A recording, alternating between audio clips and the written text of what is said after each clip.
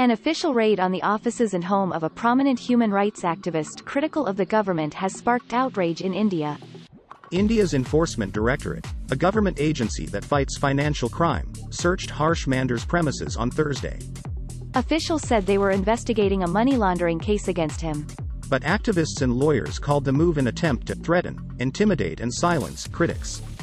We condemn these raids to harass and intimidate a leading human rights and peace activist who has done nothing but work for peace and harmony, consistently upholding the highest moral standards of honesty and probity, over 600 of them said in a statement.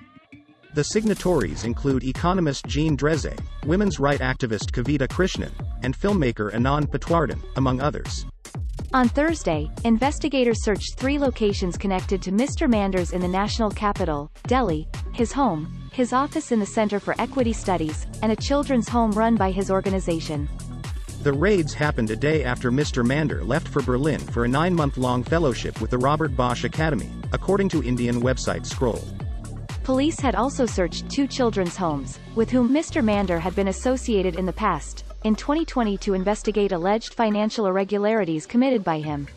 A writer, researcher and social activist by profession, Mr. Mander has been a staunch critic of Prime Minister Narendra Modi's Hindu nationalist government.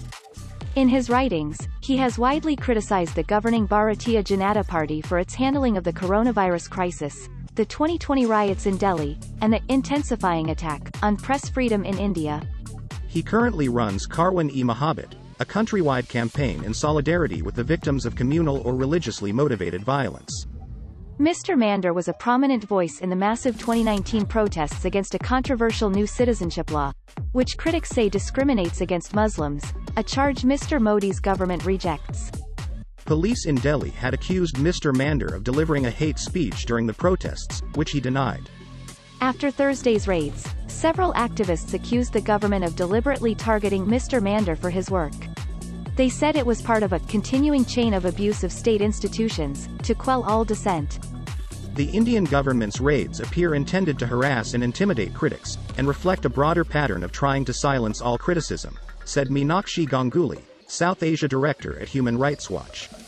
These abuses weaken India's core democratic institutions and break down fundamental freedoms.